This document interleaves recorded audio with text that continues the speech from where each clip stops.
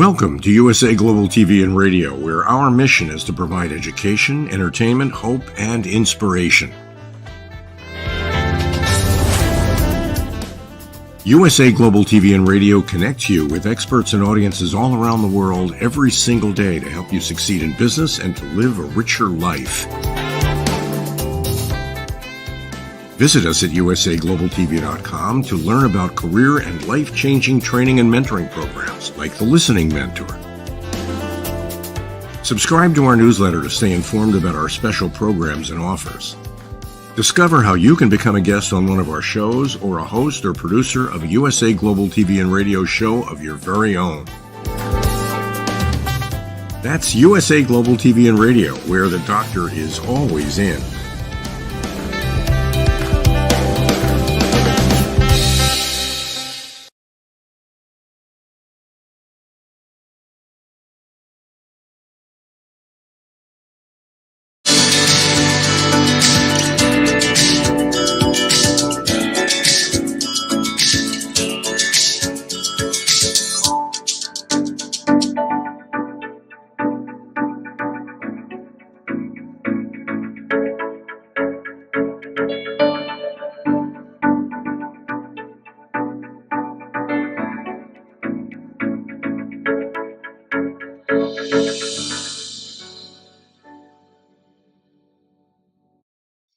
Hello, beautiful soul family, and welcome to Weekly Wisdom and Insights, your home for spiritually guided transformation and empowerment.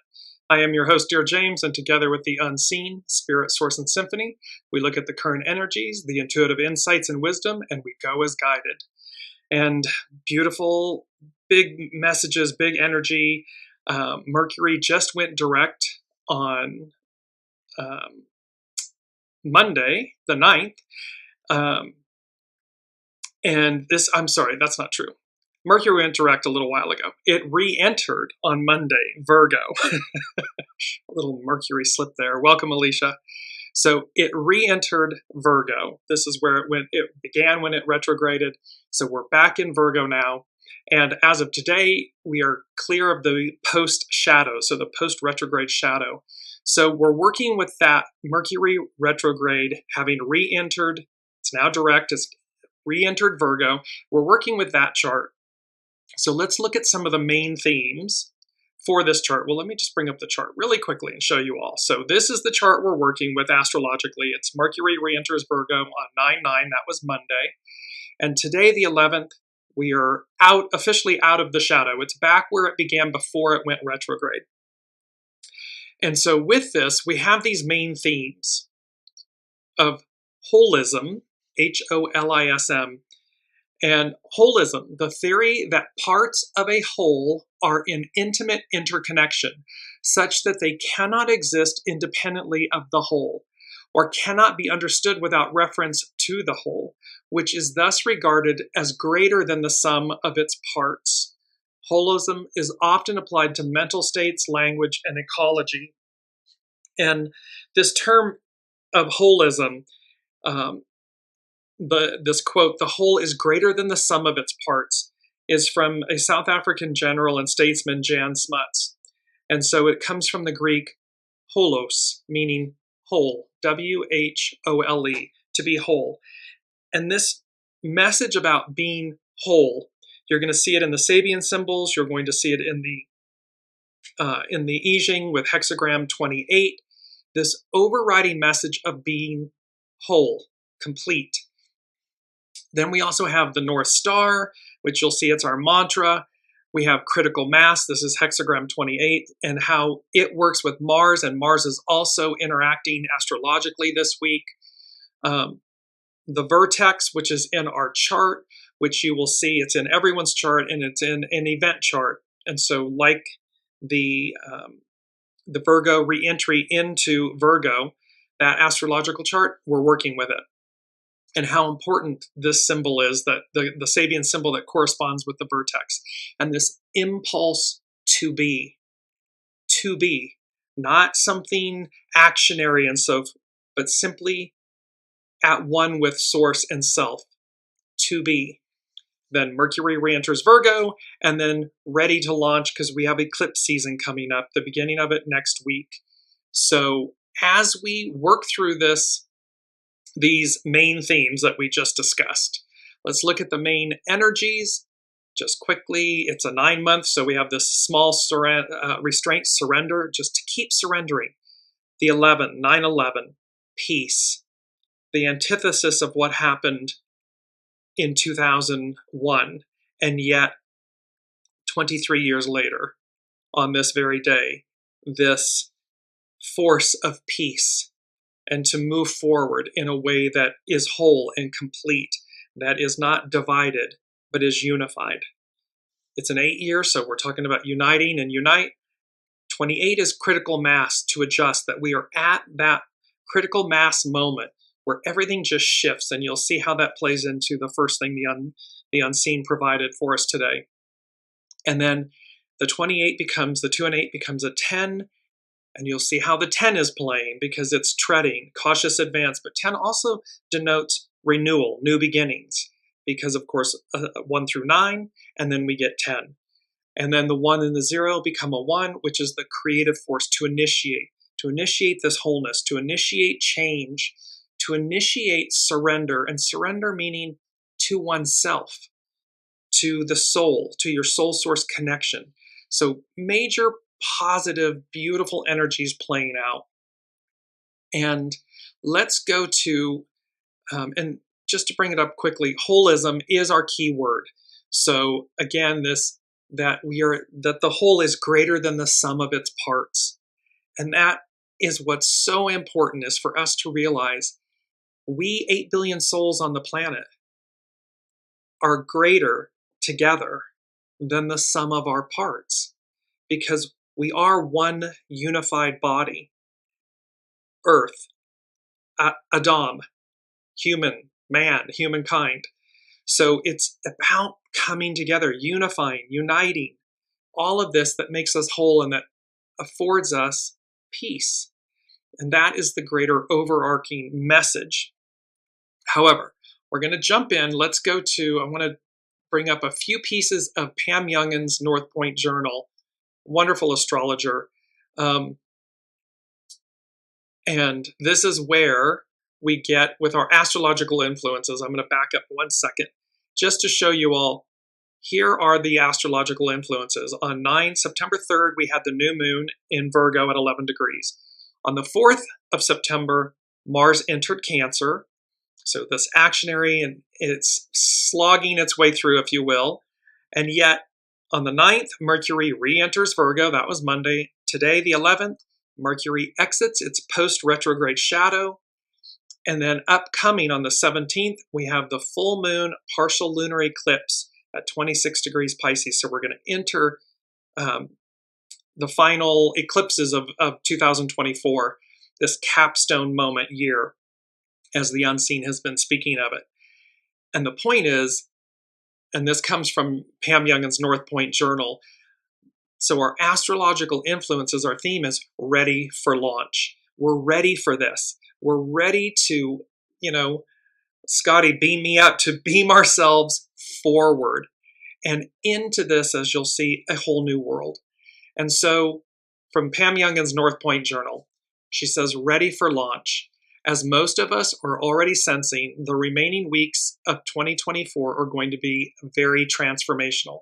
There are 16 weeks remaining in 2024 in this capstone moment year.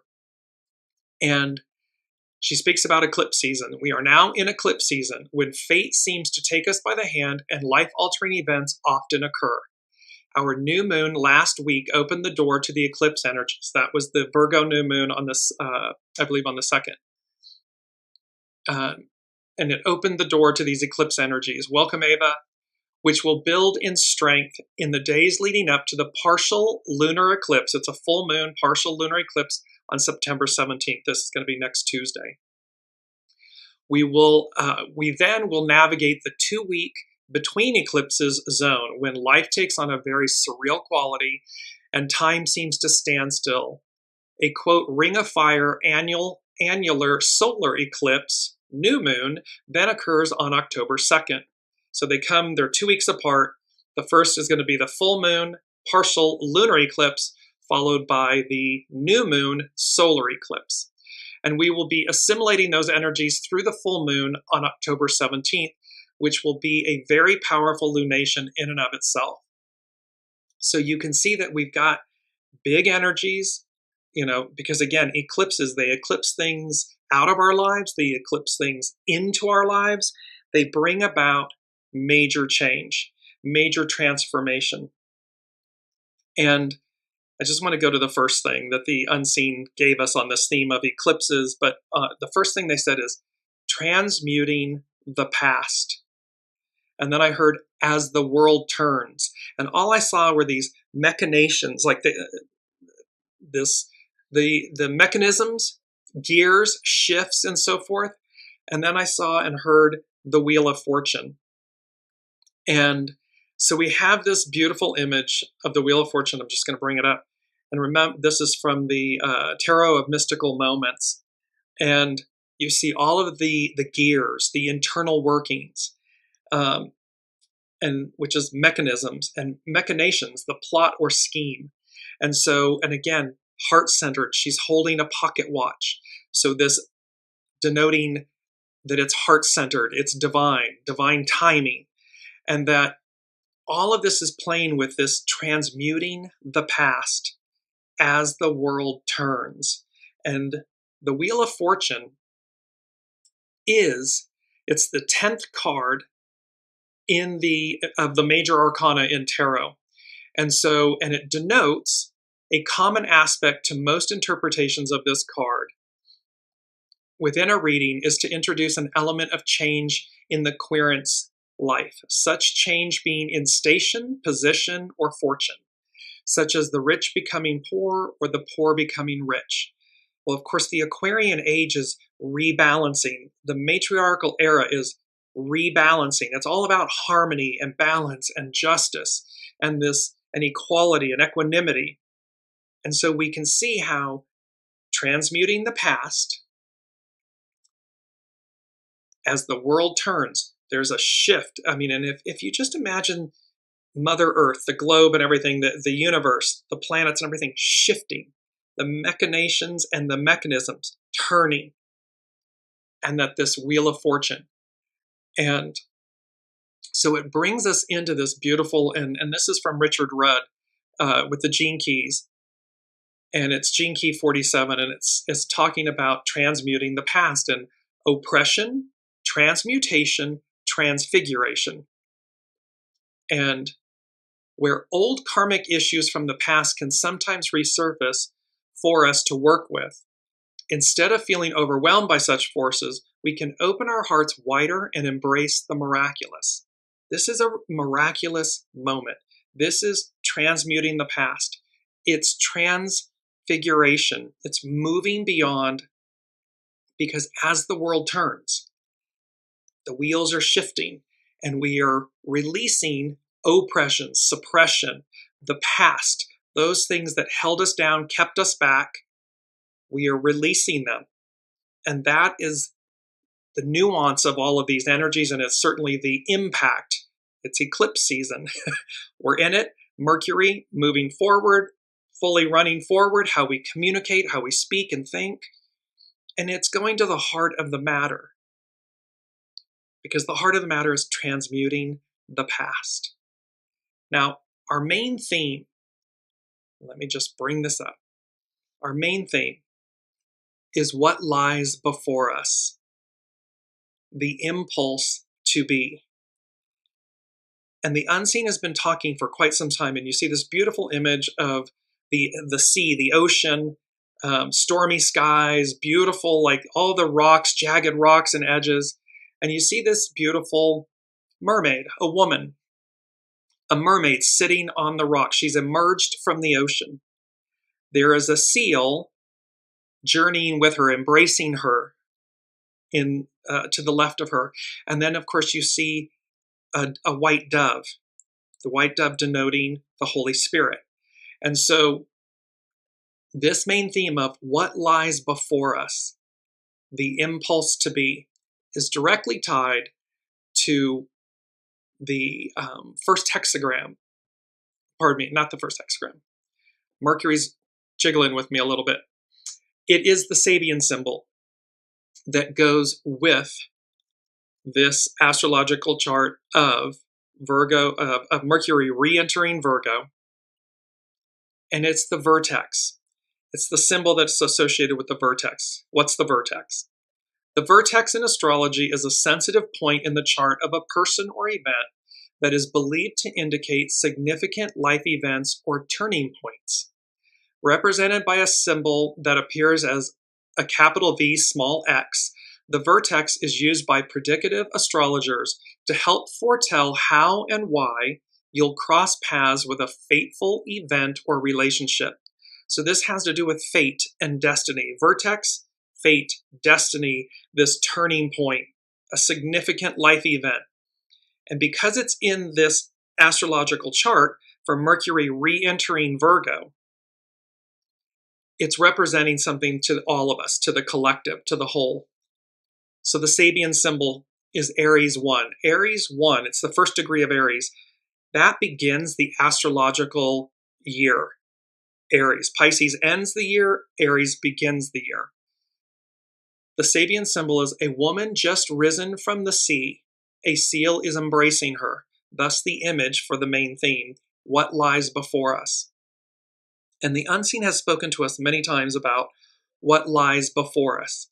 It's what's before us, and it's what came before us. This golden age, this golden era, this unity, harmony, balance, this era of goodness, of greatness. The keynote is emergence of new forms and of the potentiality of consciousness. And the SABIAN symbols, of course, are from Dane Rudhyar and Astrological Mandala. Such an action is not to be considered a powerful, positive statement of individual being. In the beginning is the act, but it is often an imperceptible, insecure act. This reemergence, a woman just risen from the sea, this reemergence. The small, tender germ out of the seed does not loudly proclaim its existence. It must pierce through the crust of the soil, still covered with the remains of the past. It is all potentiality and a minimum of actual presence.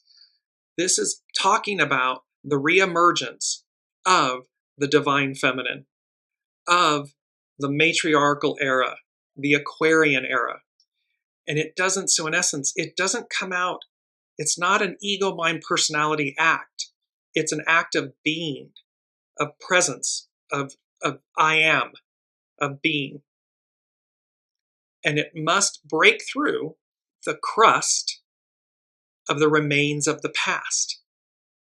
In the symbol, therefore, the emergent entity is a woman, symbolically speaking, a form of existence still close to the unconscious depths of generic biological nature, meaning it's the closest to our soul. The divine feminine, this nourishment, this intuition, this knowing, is feminine. It's in nature. And we carry, no matter whether you're masculine, feminine, somewhere in between, it doesn't matter the gender and so forth. We each have divine masculine, divine feminine. This is speaking to that form. Filled with the desire to be rather than self-assertion. To be. Just keep thinking that phrase, to be. It's not actionary. It's I am. It requires nothing of us other than to be. The woman is seen embraced by a seal because the seal is a mammal which once had experienced a biological, evolutionary, but relatively unconscious emergence, yet which retraced its steps and, quote, returned to the womb of the sea. The seal, therefore, represents a regressive step. It embraces the woman who has emerged because every emergent process at first is susceptible to failure. So this moment is susceptible to failure. This process is indeed surrounded by the memory, the ghosts of past failures during previous cycles. So in our individual lives, We're emerging. There's something, we're on the precipice of something. Maybe it's a move, a new position, a complete change of life. And so because we're at the precipice of it, it can be susceptible to failure, because every emergent process at first is surrounded by the memory, the ghosts of past failures during previous cycles, our life experience. The fear of that, or the failure, air quotes, failure of that, may be causing us to hesitate or to not advance. It's the same individually, collectively. The impulse upward is held back by regressive fear or insecurity. The issue of the conflict depends on the relative strength of the future ward and the past ward forces. It's our will. What's at your center? Is it your will? Is it your divine will to move forward individually, collectively? Because when the regressive fear and insecurity presents itself, it's going to be what's at our center that either immobilizes us or propels us forward, gives us the courage and the strength and the determination and the joy to move forward. The possibility of success and that of failure is implied throughout the entire process of actualization. Every release of potentiality contains this twofold possibility. It inevitably opens two paths. One leads to, quote, perfection in consciousness, the other to, quote, disintegration. The return to the undifferentiated state, the state of humus, manure, cosmic dust, meaning to the symbolic great waters of space or chaos, to where we came in its raw form. So there's two choices. There's a choice. There's two paths. Are we choosing, quote, perfection in consciousness, meaning evolution, ascendance, moving forward, seeing what's on the other side, what lies before us, or disintegration, going backwards, being immobilized, staying in a state of fear, chaos? This stage and symbol characterize and represent, quote, the impulse to be. It's not ego mind personality based. The impulse to be is soul source. It's knowing. It's I am. It requires no statement, no argument, no defense, because it simply is. I am, this impulse to be. And so this is a huge symbol for us to recognize, because it's Aries 1. It begins the astrological year. Well, let me just bring up very quickly the chart. I'm going to share my screen with you all and just show you this image. This is the astrological wheel for Mercury re-entering Virgo. It happened on 9/9. Note the very strong black lines, basically north, south, east, and west. They represent the cardinal points, the cardinal directions. They are the ascendant, the descendant, the IC, and the MC in the astrological wheel. What's important about this is to note, if you see each one at the very top, 1 degree. You go to the left, 1 degree. You go to the bottom center, 1 degree. You go to the far right center, 1 degree. They're all at the first degree, which is denoting, welcome Olivia, which is denoting new beginnings. This opportunity of what lies before us, the impulse to be, transmuting the past. As the world turns, these gears are shifting, and the Wheel of Fortune.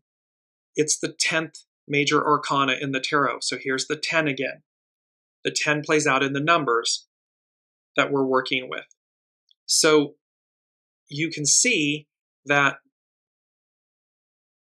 we have this opportunity, the unseen, it's unprecedented opportunity to advance, to move beyond where we've been.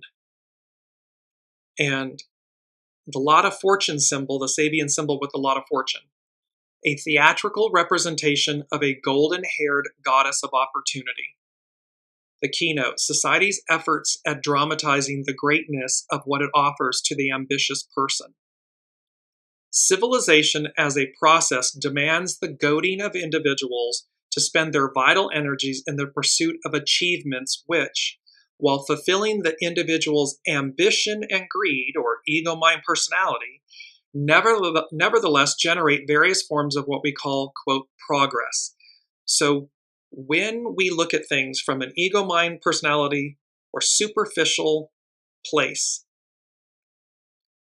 we're expending our vital energies. Are we doing it on something that is worthwhile, truly authentic? Or is it superficial? This sequence of symbols mainly refers to the drive for advancement along, quote, human, all too human paths of growth. So where we've been, Piscean, patriarchal, this era, has been very ego, mind, personality based. It has been driven by perhaps inauthentic, superficial means, goals. Oh, look at this award or that award, or, me, I. And so again, we have this, we're re-emerging, the divine feminine, re-emerging, coming out of the sea. There's this potentiality for success or failure, and it depends on our choices. It depends on our will to advance, to move forward. We see in this symbol how socio-cultural forces operate by dramatization and propaganda.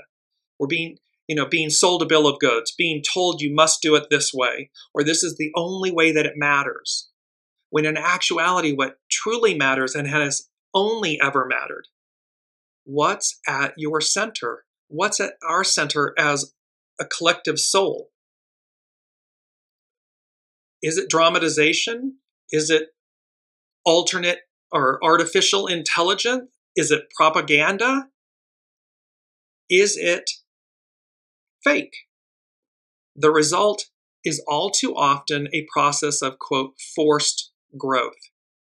So again, we're being called to recognize soul growth, S-O-U-L, soul growth. What's at your center? What really matters? Are we living that impulse to be? Are we living that? Is that who we are? Person, place, company, government, institution. Because they're all comprised of people. So what's at your center as a company, as a government, as an institution, as a human? Soul growth versus ego, mind, personality growth. This forced growth, false growth, forced growth. These are present. And then with Mercury, in a portrait, the significant features of a man's head are artistically emphasized.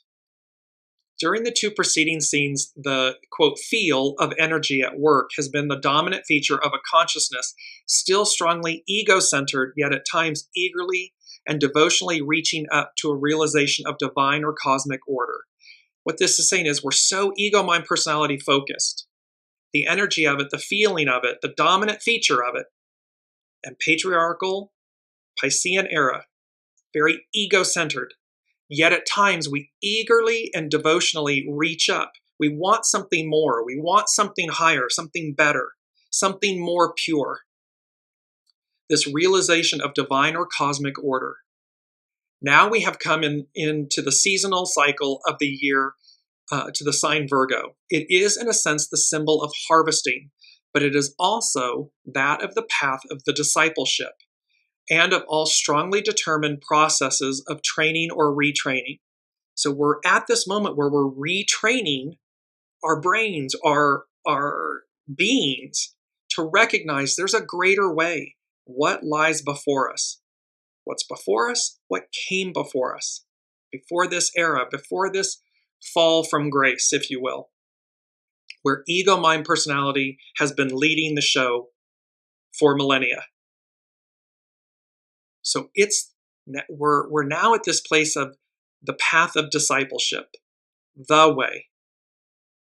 And it's about training and retraining. Flooded with and having enjoyed and released energy, the personalized consciousness, ego, mind, personality, now must learn the lesson of significant form. It must be able to see life situations as wholes, WHOLES, wholes of experience, and to discover their meaning by distinguishing their most characteristic features. This is about recognizing the wholeness of us, holistic wellness, holistic medicine, holistic meaning whole. The key word for this stage is discrimination. Implied in discrimination is both analysis, ego, mind, personality, analysis, and intuition, knowing. So divine masculine, divine feminine. It's both. The mind separates and identifies, and unfortunately often exaggerates. What makes a person or a situation different from another? But the intuitive responses of the whole person to what confronts him or her is also essential. For what matters is not only my or your difference, but the place and function this difference occupies in the organic pattern of the evolution of humanity as a whole, meaning of mankind, humankind. See, it's not stopping at the surface to what differentiates us, what separates us or divides us. That is stopping at the ego, mind, personality aspect, the discrimination part of it. The intuitive knowing aspect says to us, there's something under that. There's something deeper. We don't have to speak it. It's known. It's felt. I can see you. I can see your fear. I can see your joy. I can see your anger. I can see your love. I can see your wounds. I can see your successes. And when we move beyond the surface, what is superficial, forced growth, we discover, it's number 2 from the universe, from the unseen. We discover a whole new world. That's what lies before us. It's always been there. It's always been within us, and it's always been before us because it came before us. And with the song, it's from Aladdin from Disney, and at the very end of the song, that's where we'll be, a thrilling chase, a wondrous place for you and me. This is this theme playing over and over again from the unseen. Pluto back in Capricorn, shaking the roots and the foundations loose, waking us up. Really just slapping us in the face to say, do you hear me? Do you see me? And this is the unseen speaking to us. God, Spirit, Source, Symphony, Allah, Buddha, the all that is. The divine masculine, the divine feminine, the purity of them all. Just shaking the crud out of us, yelling and screaming, do you see us? Do you see me? Because it's the purity in all of us that comprises humanity as a whole. It's the purity, it's the goodness, it's the oneness. And when we collectively unify, and we have to do it internally first within ourselves, and then we broaden it out, it ripples out to the whole, well then imagine, it would be a whole new world. When human beings collectively, when nations and institutions and governments and companies come together as one to seek the best in each of us, in all of us. Imagine that world, a whole new world. That's where we'll be, a thrilling chase, a wondrous place for you and me. And it is exactly that. And it's unprecedented, and yet it came before us. So that's an oxymoron, but yes, contradicts itself what I just said. And yet, it is what came before us, and yet it's what lies before us. It's what's on offer. And it's up to us to choose it, to be it. Impulse to be, the impulse to be. So let's look at, because we're at this critical mass, so let's look at hexagram 28. This is from Carrie Hone at cafeausoul.com. And its critical mass, its action is adjust. So the mechanism, transmuting the past as the world turns on the wheel of fortune. These wheels are turning, so we're adjusting. The hidden influence is the creative force, the divine masculine, the creative force, to initiate change.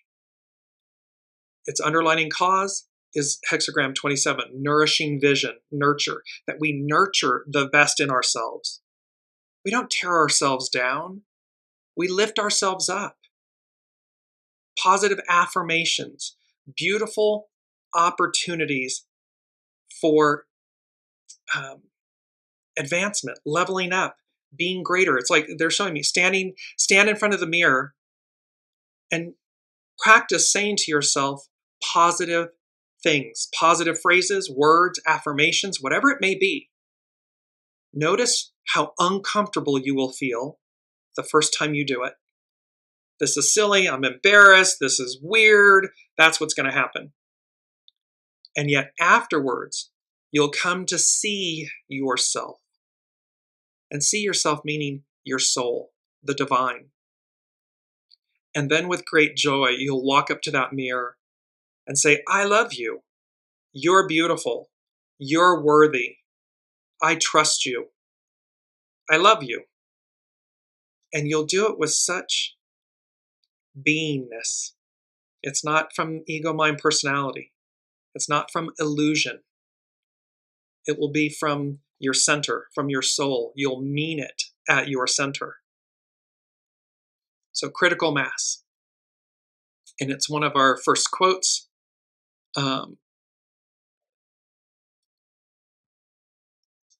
To follow the energy of life, you will discover that it is always seeking the best of what you might become. Beautiful pink. The color of this week is pink. Pink sky with the rising sun, this field of sunflowers, and this one prominent sunflower at the forefront. To follow the energy of life, you will discover that it is always seeking the best of what you might become. The unseen, our souls, and we'll get to the true north, the North Star, the true north, it is always seeking the best of what we might become. It's why we are being given this opportunity to awaken, to wake up, to break through the crust of the past, to release it, splitting apart, to release it, to receive what lies before us. So critical mass can have the message that something is too much, or a situation has come to a condition of critical mass, and adjustment is needed. The roof has become too heavy for the support of the ridgepoles or foundation. Exuberance of thought or ideas are weighing down on an old foundation that was built to support the past. So the ideas of the future, the ideals, the idea becomes the new reality. They're wearing down. They're weighing down on an old foundation. Being out of touch with the reality of the situation or excess of some kind can be at play. So are we out of touch with this reality that the past is the past? The present future is in front of us. It's what lies before us. And so the old ways are collapsing. And the ideas, the hopes, the dreams, the wishes of something more, of that reaching up, are weighing down on the old foundations. They're causing them to collapse. Critical mass suggests the hidden influence of the creative at the root of the situation, the creative source, the unseen. So critical mass suggests the hidden influence of the creative is at the root of the situation, where this tension is actually the driving force of great creativity and accomplishment. Nature uses tension to pull all things beyond the known. Opposites collide and all are lifted to a higher, more sustainable level. We're being lifted higher. How we get there it's individual choice. How you get there, should you get there, meaning will you get there, is a choice. But what's on offer is being lifted up to a higher place. Even while critical mass feels uncomfortable, so this change is uncomfortable, it will lead to a readjustment. In this case, you may have to push beyond what you feel is limiting you by adapting and adjusting. We've got to push past limitations and old, stories and scripts and labels that we've told ourselves. We've got to push past them. So it's the mirror effect, standing in the mirror. Whatever it takes to lift ourselves up, to release those old burdens. You may need to stand alone with no support during this time of crisis and simply give form to your vision. Too much of a good thing is not always good, so critical mass can also suggest moderation. Nourishing vision without putting it to proper use reveals an underlying cause of perhaps needing to, quote, come out and show the world what you have been working on. So again, if you've been holding back, if you've been fearing the change or whatever the change may represent, step forward, step through, break free, break through. Because what lies beyond is this whole new you, a whole new world, a whole new you. This can be a perfectionist who spends a lot of time practicing, but is fearful of competition or feedback. Look to your work to stand on its own merit. Because it's not you. Your works, they're not you. You're the custodian of them. You're the one bringing them forward. However, it's the unseen that they manifest from, that they're created from. So don't be fearful, just step forward knowing that you're the custodian of what's coming through you. It's a game changer. When you shift from it's me doing this, ego, mind, personality, oh, it's me, and I'm afraid, and so I'm going to practice before, and I never bring it out, versus, oh, it's not me, it's working and coming through me. I'm the custodian. Okay, unseen, okay, God, what do you want me to do? And you hear the response, you get the first actionary, the knowing, the feeling, and you know to take the next step. It's a game changer. Believe in what you are doing and don't worry about support and acceptance, because that is the message of this hexagram. Be undaunted. However, this can be a situation where ideas have taken over what is actually witnessed as experience. You may be heaping an old way of thinking on a foundation of the past. So we need to look to the present future. We need to look forward. What is it that you want me to do, and how will it present itself in the future going forward? Because the backdrop is changing. The past, the old foundations and institutions and way of being is collapsing. And it's purposeful. It's meant to. It's number 3. We stand on the shoulders of giants, on all that's come before us. So we don't throw the baby out with the bathwater. That's not the moral of the story. We stand on the shoulders of giants of the past. Number 3 from the unseen, remembering all who came before us. Stand tall.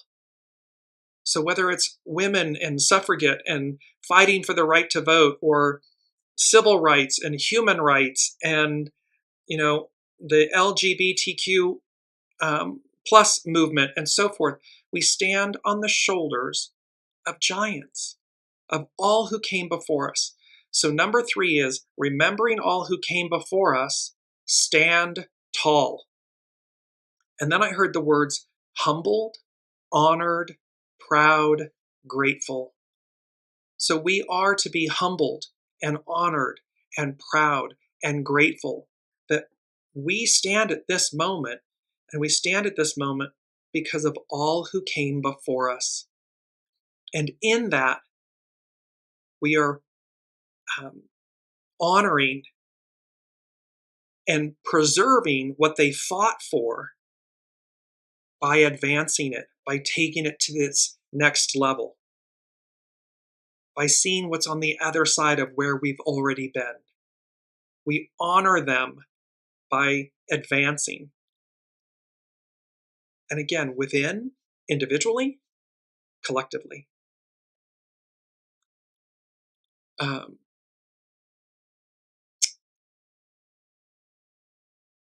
Either way, a quantum leap into a new way of interacting is in the air. The old way of interacting is not sustainable, and the old paradigm will crumble. Critical mass holds the essence of the sage's greatest lesson: tranquility in disturbance. It means that we stand in the eye of the storm, in the eye of the hurricane. If we're out on the periphery, it's chaos, it's madness, it's crumbling, it's disturbance. When we stand in the center, I am, impulse to be, it's tranquility. It is not expectation that you hold to. It is the certainty that everything is unfolding perfectly to create change. That Wheel of Fortune tarot card, where she's the heart, so divine center, divine heart, the pocket watch, divine time. So it's unfolding perfectly to create change. You succeed because you find that the tension can actually generate excitement and the joy of doing the works. This moment creates excitement and joy, opportunity, hopes, dreams, wishes for the future, for what lies before us. And this impulse to be, and the impulse to be meaning we operate from our soul. The soul source connection leads. The ego, mind, personality aligns with it in harmony and balance, in purity, in goodness. So that in this knowing, we have the force, the creative force, because the soul is the receptive force. So we receive the knowing, we have the creative force, they align, and they usher us forward, individually, collectively. And so the unseen, they keep reminding us, see these messages individually, how they may play out for you individually, and then the ripple effect of that collectively as a whole.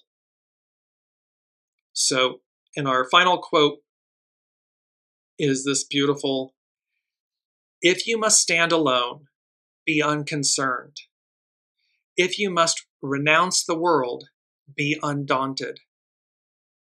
In essence, what this is saying, it's from the Master, and it's saying, when we face adversity, if we must stand alone, be unconcerned.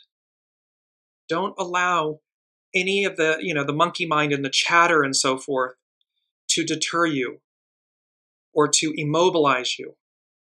And if you must renounce the world, be undaunted. It means when we face those that want to go backwards, that want everyone to go back to where we've already been, be undaunted. Again, you don't have to yell, scream, fight, argue.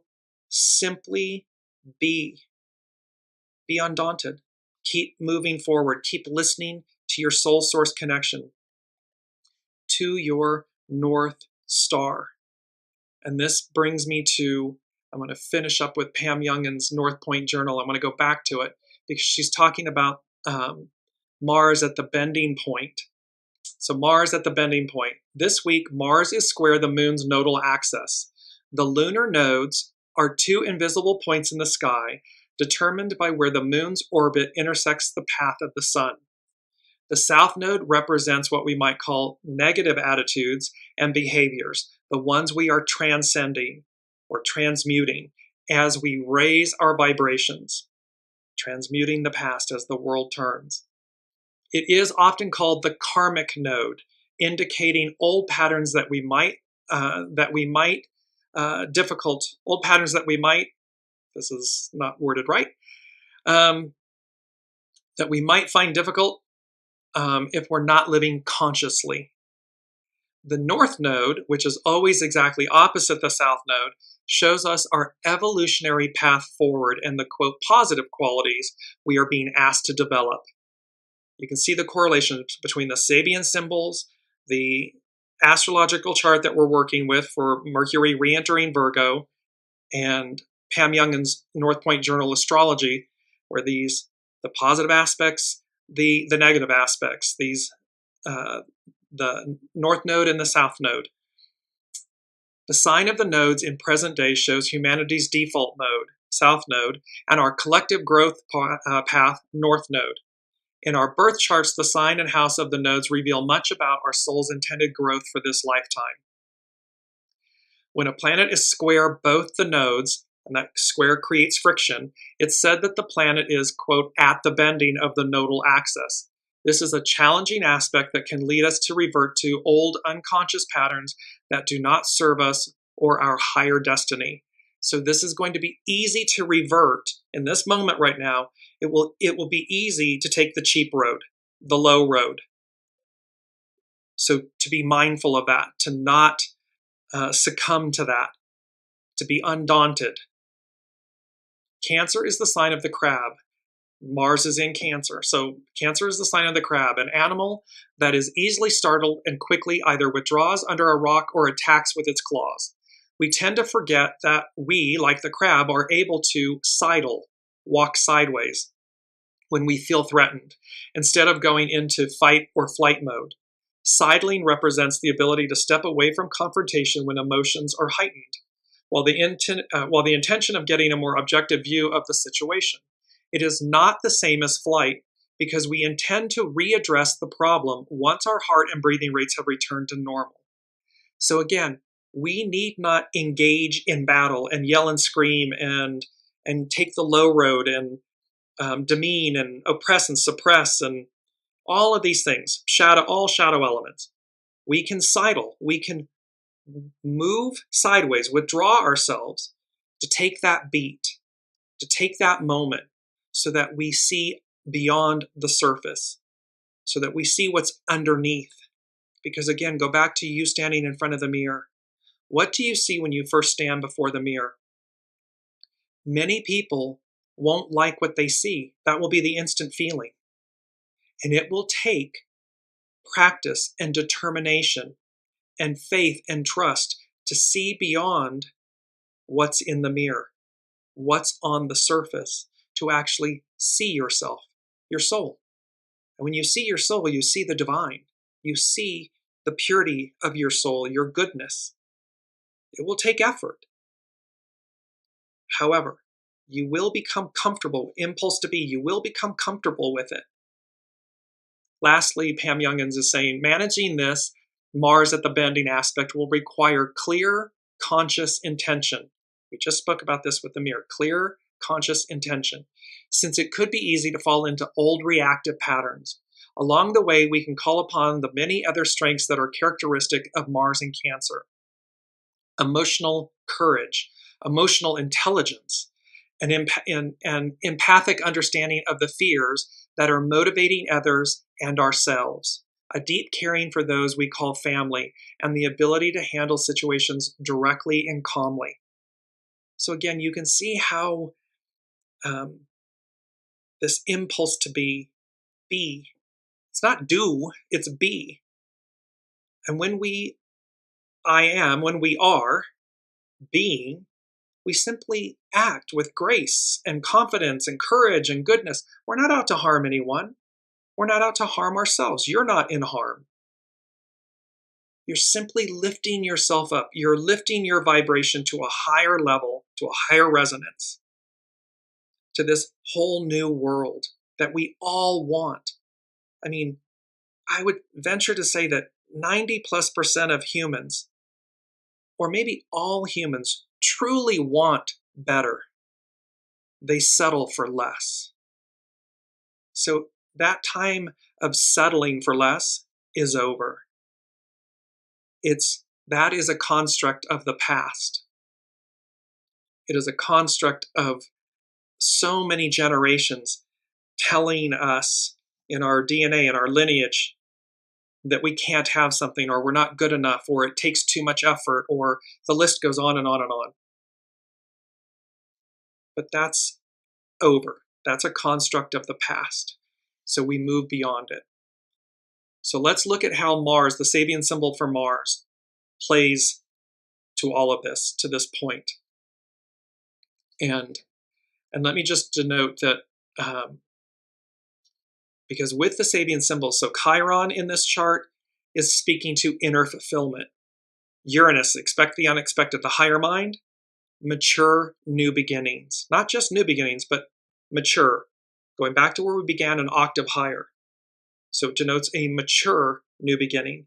And then the sun in this chart, inner guidance. So here's the sun, our life force, and it speaks to our inner guidance, our internal soul source GPS. So Mars, a man bundled in fur leads a shaggy deer. The keynote, the need to overcome stagnation and, quote, cold during trial of endurance. This is a trial of endurance. This transition, this moment that is what lies before us, is a trial of endurance. This rather enigmatic symbol has suggested an exploration in Arctic regions, but it seems more relevant to see in it simply the difficult phase imposed by the new allegiance upon the reoriented consciousness. So it's easier to see this as a new allegiance upon a reoriented, the wheels are turning, as the world turns, consciousness. We're being upgraded. Things are changing. In India, the deer was the symbol of Brahma, the creative god, the creative force. The antlers represent the extension of the mind power located in the head. We can speak to the pineal gland that connects us, our soul source connection. The new path may lead to cold regions requiring insulation from harsh circumstances. There may even be a desire to escape from new responsibilities. The will leads the mind on toward the spiritual north of the soul. Let me just there may even be a desire to escape from new responsibilities. See, we may fear moving forward. We may retract. We may feel like, oh, this is so harsh and I don't know that we can do it. Individually, collectively, I don't know if I can make this change. So we may want to escape the responsibilities and insulate ourselves from these harsh circumstances. And yet, the will, divine will, individual will, the will leads the mind on toward the spiritual north of the soul.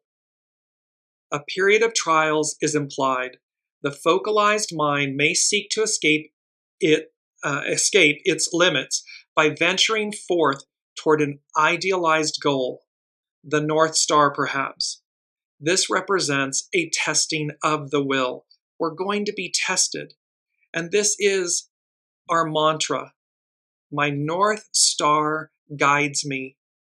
There are many stars. In this image, there are many stars. So there are many avenues or influences and so forth. There's only one North Star. Each of us, individually and collectively. My North Star guides me. So discrimination, discernment. Look to your North Star. Not any star, not any direction or any influence, but what's at your center. Your soul source connection, your soul leading you. My North Star guides me. There will be a testing of the will. That is what all of this implies. How bad do we want this? How willing are we to move forward, to advance? That is what is upon us. And we'll conclude with the ascendant symbol, the SABIAN symbol for the ascendant in this Mercury re-entering Virgo. And remember, Virgo representing the harvest, what we reap. We're reaping what we sow. The transmutation of the fruits of past experiences into the seed realizations of the forever creative spirit. So it's the transmutation of the fruits of the past experiences into the seed elements that deliver what lies before us, that usher in the future, the forever creative spirit, because it's forever changing, evolving, ascending. The original formulation of this symbol was both occult, meaning wisdom, and confusing. The light of the sixth race transmuted to the seventh. It could be interpreted in terms of the process of mankind's development through the seven great races, or evolutionary periods. outlined in the second volume of H.P. Blavatsky's Secret Doctrine. But there are no other symbols in the series, in the Sabian symbols, having such a frame of reference. What seems more likely to be implied in the revealed image is a reference to the numerological and occult, meaning wisdom, meaning of number 6 and number 7, especially geometrically expressed, in which 7 circles, contiguous and of the same size, fill a larger circle whose diameter is 3 times that of the smaller one. The 6 circles touching the circumference of the larger one represent the 6 basic approaches to truth and reality possible to man's developing intelligence. Thus, the well-known 6 schools of Hindu philosophy, and at the level of energy, the 6 fundamental colors or rays. So the 7 chakras, but there are the 6 base ones. They culminate in the 7th. But central to this 6-fold system is the hidden or occult 7th, the Atma Vidya of Hinduism, the unformulatable truth of the self, which both includes and transcends the 6 approaches, schools, or rays, meaning we are more than the physicality of our human bodies, of our earthly expression and experience. Embodied within us is the 7th ray, the 7th chakra, the highest chakra, the higher chakra, our God, our divinity, our godness. And thereby, it transcends the 6 approaches. So the soul will always overcome, will always transcend the lower elements, the ego, mind, personality. The North Star, not a North Star. Number 6, also Solomon's seal, represents the synthesis of descending spirit and ascending matter. It represents the fruition of all past efforts, remembering all who came before us, stand tall. All the past efforts. With the 6-fold fruition, the seed may be found. The 7th. The seed is the 7th. Outer activity is fulfilled. The 6 days of creation in the first chapter of Genesis. And the supreme actor can be seen in his changelessness and therefore his transcending all-inclusiveness. All that was manifested in the plant is gathered in the hidden seed, which in due time becomes the foundation of a new cycle of existence. Within us is the seed for what lies before us. It's already present. It's already within us, awaiting to be birthed, revealed, experienced, tasted. The fruit, the old fruit, the past, the fruit decays. For a brief moment, the released seed may be seen. This is the 7th period that becomes the creative power, fathering a new cycle. This symbol for Libra, 2 degrees, refers to the process of centralization in the self, the creative reality. It means coming home to center, to your soul source connection. After the experience of fulfillment in the perfect form of manifestation, meaning after we've experienced this physicality, the heights of physicality, patriarchal, Piscean, physical, tangible, ego, mind, personality, manifestation. It comes after that. This is what's happening. The matriarchal Aquarian age is coming after the Piscean patriarchal era.